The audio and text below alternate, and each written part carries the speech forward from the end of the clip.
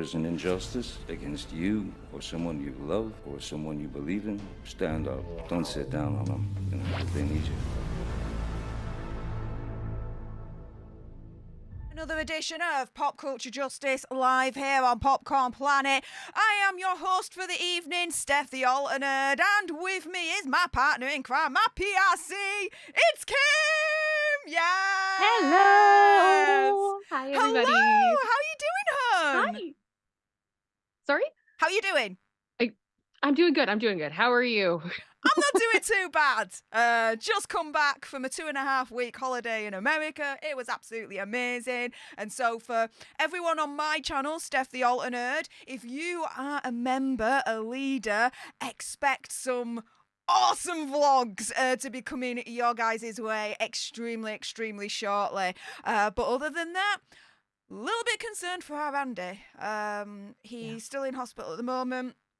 The update, they've put the cannula in, so he's as ready as can ever be for the operation, but that's going to now be tomorrow in the morning. He's trying to push it for today, he really is, but save for a small miracle, I don't think that's going to happen, and it is going to be sometime tomorrow morning. So guys, if you haven't done so already, we did do a video and we released it earlier on today, a couple of hours ago. Yep, it's not clickbait. Andy is in hospital and it is bad to the point where he might be going blind in his left eye. Unless the doctors actually really do something about it now. So for all those that are, happy to support, you can do so in a variety of ways. Subscribing, liking, sharing all the videos in this stream that you're watching right now will be greatly appreciated. For all those that live in America, healthcare can be extremely expensive. So if you can help that just a little bit further, then I would encourage every single one of you to go to his PayPal and send him a donation. So if you're wanting to send a super chat or super chat sticker today, please don't do that. I would urge you to please go onto his PayPal. Again, the link is in the pinned comment right at the top of the live chat.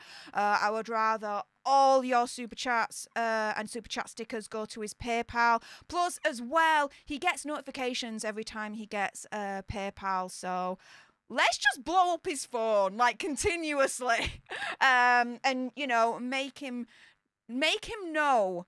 Make him feel that he is absolutely supported and that we all have his back.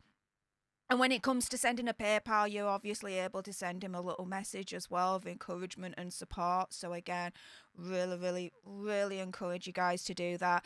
For those that do that, let me know in the live chat that you've done it, and I will try and shout you guys out. In the meantime, though, as Andy has told me, because he is the boss, the show must go on. And in the meantime, this is all over the joint.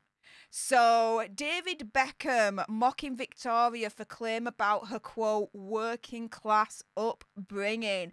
And so, before we get on to the affair part, all right, I thought this was quite hilarious. So, the Beckham documentary on Netflix has been released, and viewers, we've all been laughing our backsides off over a scene where he actually mocks Victoria's claim of having a working class upbringing, or, in my opinion, conspiracy theory, whatever, lies about her working class upbringing.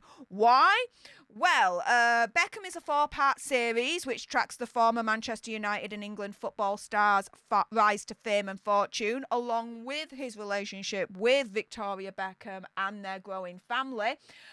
Released yesterday, so basically as I was coming back from America, guys. So the programme has been subject to a lot of discussion on social media. One particular memorable scene is showing David actually calling out Victoria during a time in the Spice Girls after she claims to have had humble beginnings. Speaking to the interviewer, Victoria says her family were very working class. Now, Kim, when she's literally nicknamed Posh Spice, okay, Who's she trying to fool when she's turning around and saying, we had a very, very working class upbringing? Like, really? Do that? Yeah. Come on. You were literally called Posh Spice. I know that posh doesn't really, like, come around working class circles, yeah?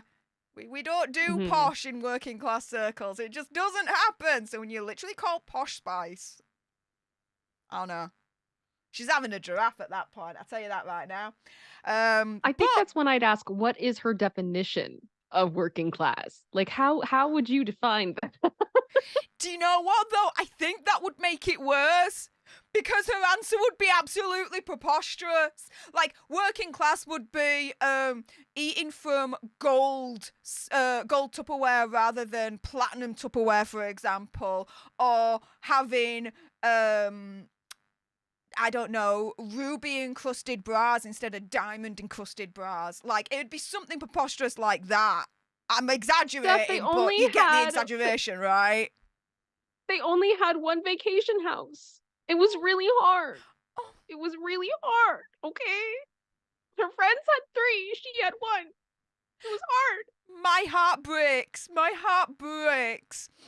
For, Not her very lowly working class upbringing. It was hard. It was hard for our posh Spice. David Beckham was like, wait on a minute, cowbag. I don't think so. You ain't getting away with this lie. Because David jumps in and he pops his head around the door frame and he's like, be honest. And he then asks, what car did your dad drive you to school in? It's like, what car did your dad drive you to school in? Victoria, she tries to kind of avoid answering the question for obvious reasons. Because she's like, it's not a simple answer, it depends. And David is like, no. What car did your dad drive you to school in? And she says, okay, in the 80s, my dad had a Rolls Royce. Yeah. Maybe that's her kind of definition of being working class. That people drive Rolls Royces instead of Ferraris and Maseratis and Lamborghinis. That Rolls Royce is just a very standard working class vehicle for your father to be able to take you to and from school. I mean, it wasn't one of the limited edition 1 in 100 versions of the Bentley. That's what she wanted. That's what her friends had. It had to be the limited edition Bentley. Yeah, I want the Rolls Royce Phantom, guys. No, it was the working class version. Now, just to put it into perspective, okay? In today's kind of economy, right, as of this month, October 2023, Rolls-Royce vehicles, they begin at £252,000, which is circa $300,000. Yeah. Very working class indeed, right? Realistically, now, the car after was probably worth more than half of these people, like half of our houses. Like, let's be real. Like, that's what we're talking about here. I tell you something. No. In terms of like my mortgage for my own house, that's more than double. That's more than double my mortgage, guys. Yep. Believe it or not, I'll be very transparent. I am a homeowner. I have a mortgage. I have responsibilities. I maintain them, right? But £252,000 for a starting price tag of a Rolls Royce, like I say, that's over double my mortgage. Actually, that's nearly triple, actually, I have to admit. 2.5. Yeah. We'll say 2.5 times mortgage. Yeah. There you go. Yeah. Oh, yeah, but she was proper working class, guys. Proper working class. And guess what? Social media, as social media does, has weighed in on this conversation. So one viewer says, fair play to David Beckham for keeping it 100.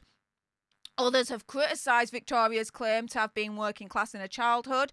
One person wrote on Twitter, because I will not call it X, screw you, Elon Musk, saying, I'm not calling it something that freaking sounds like a porn site. Get bent. I don't think so, alright? Do you know what? I might be working class, but I got better class than that.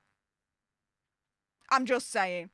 And I didn't get to school in a Rolls Royce every single day, okay? It was the freaking school bus. There you go. Like all normal working class children. Do you get that, Victoria? What the hell? Anywho, so one person wrote on Twitter, rich people pretending to be working class are awful. I agree with that. Another added, a lot of Brits think that if you aren't landed gentry, you're working class. Very unserious.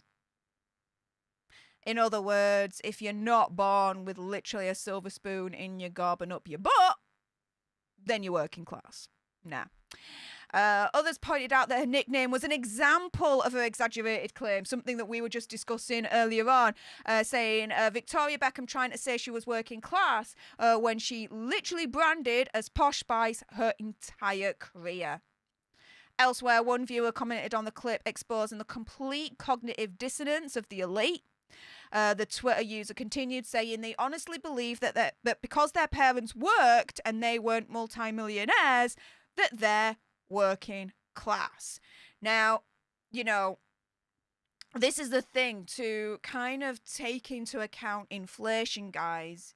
In the 80s, if you were a multimillionaire, that was the equivalent of being a billionaire, okay?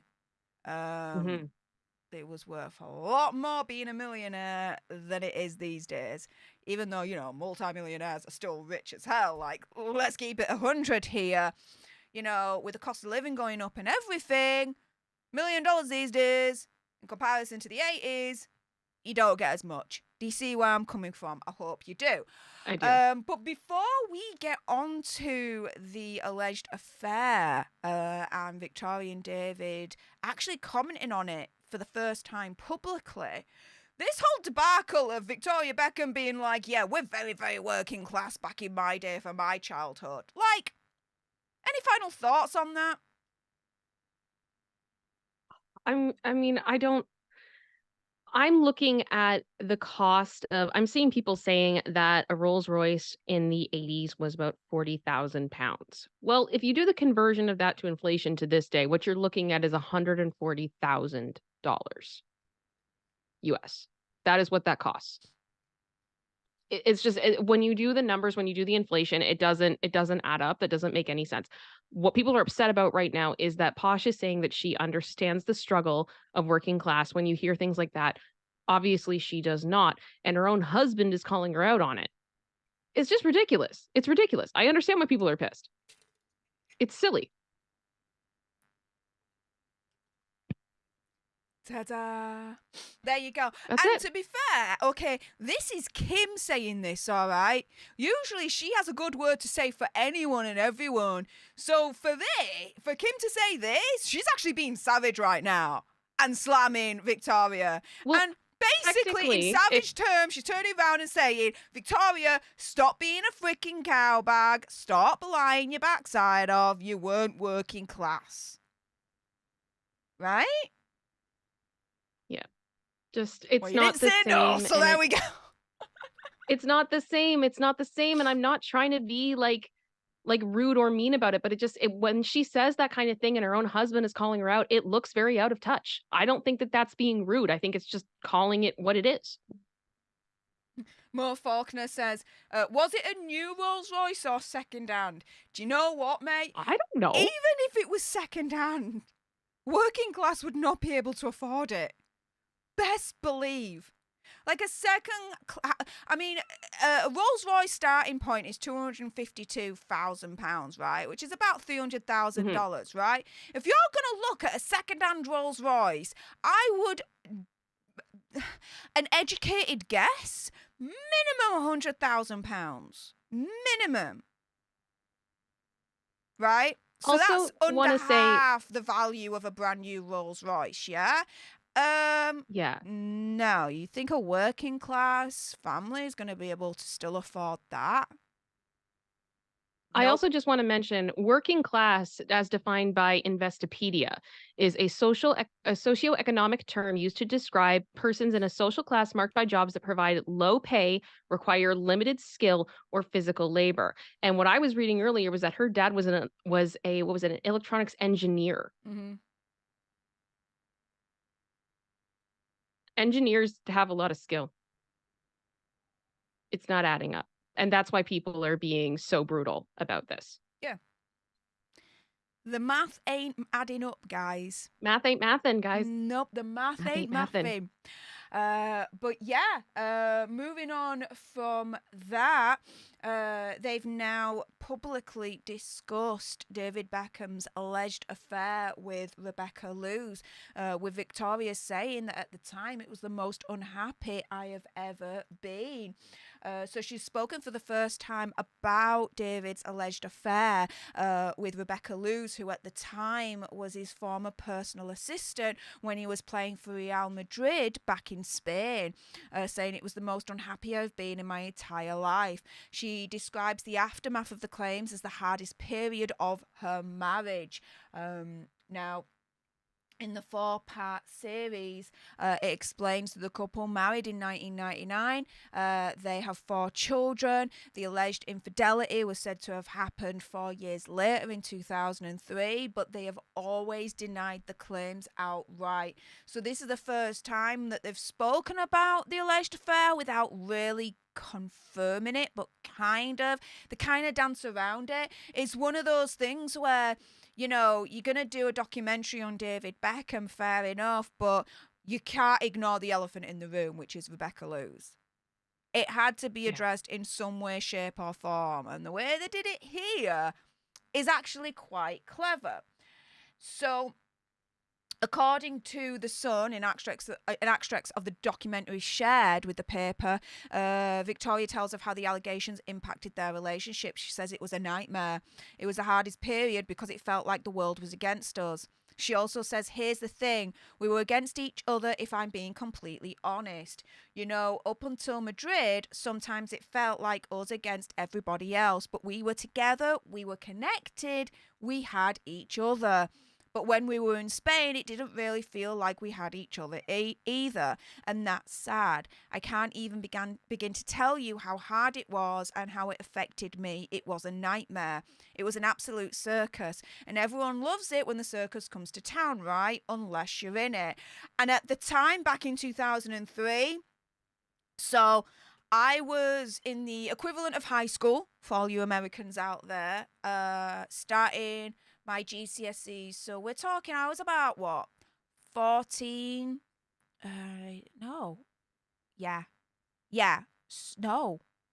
Sorry, how old was I then? Excuse me whilst I kiss the sky. The math ain't mathing up.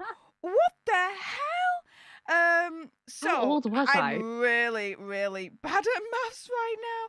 Best believe though, my head at the moment is still swimming after all the travel I did yesterday in from America to get to here. I went from LA to France and then France to the UK. It was a trek. My mind's still made up of mash, but we'll get there. Okay, so I was about 17 at the time. So I was still in high school, but I was in 6th form, a year away from starting university. And I remember when this story broke, it was everywhere. Like, you couldn't escape it. It was on all the front pages of the newspapers. It was everywhere on the TV. Even, like, you know, the comedy shows, they were all talking about it. And then afterwards, the alleged mistress, Rebecca Lewis, right, who he allegedly had the affair with, she was then everywhere because she initially actually sold her story. She was the one that started the whole circus off, right? She sold the story to, I believe, was the News of the World, which is now defunct. It's over. It's gone, right? Once she sold her story to the News of the World, the floodgates opened. And then that was it. And she was everywhere. That was at the point as well where, you know, the golden age of reality TV was setting in. And she was on every single reality TV show you could find. There was one reality TV show in particular that's quite memorable where she's on this farm and she's basically with a pig, making the pig happy and getting certain liquids from the pig for the farmer. Yeah, exactly what you're thinking. Yeah. Oh, yeah. The height of the reality TV fame when anything went and, you know, it was a success for some reason, right? So yeah, either way, she was everywhere. You couldn't escape it. So when Victoria Beckham is literally turning round and saying it was an absolute circus and it was a She's not nightmare. kidding. No, she won't. The circus freaking came to town. The nightmare became real. It was insane. Um, she then was asked if she resented her husband for it, and she replies, "If I'm being totally honest, yes, I did. It was the most unhappy I have been in my entire life." Which, again, I really do believe her when she says that. Because, I mean, I don't know what was going on in America at the time when this was all going on, but in the UK and in Europe, this set the whole world on freaking fire for us. David Beckham was the top #1 football player in the world, the most famous, the most revered. And then Yeah, this this was like kicks off, right? what year? So, 2003? Are you saying this year? yeah, 2000. 2003. Okay, so like I have no memory of this. So maybe this was something that wasn't in Canadian papers. And honestly, I've never been more thankful for that after what you just told me. Yeah, you were saved from a lot of detail there then. Until now. You're welcome, by the way. But yeah, Yeah, thanks for that. it That's gonna was be massive. It was all over this thing. So in the documentary, they don't actually name Rebecca Luz, but we all know who they're talking about, right? They can't fool us. yeah. Like Victoria Beckham can't fool us with a freaking working class upbringing.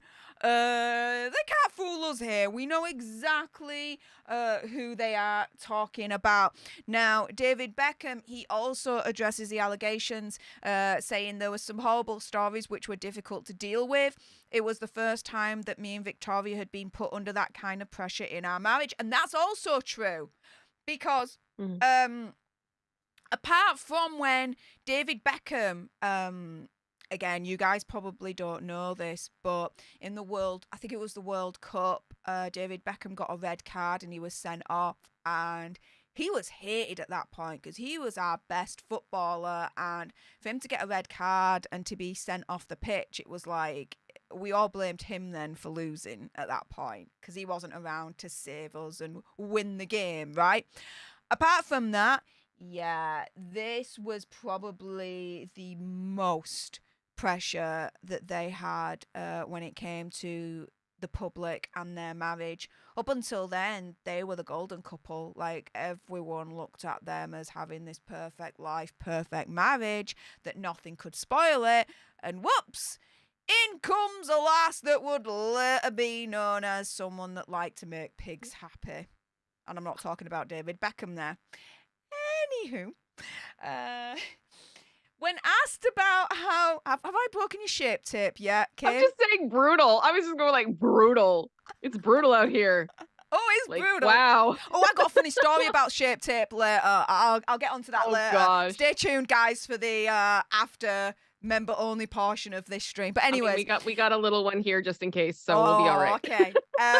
It says, when asked how the couple survived that period, David became emotional, saying, "I don't know." He says, "I don't know how we got through it, in all honesty. Victoria's everything to me. To see her hurt was incredibly difficult, but we're fighters, and at that time we needed to fight for each other. We needed to fight for our family, and what we had was worth fighting for, but ultimately it's our private life.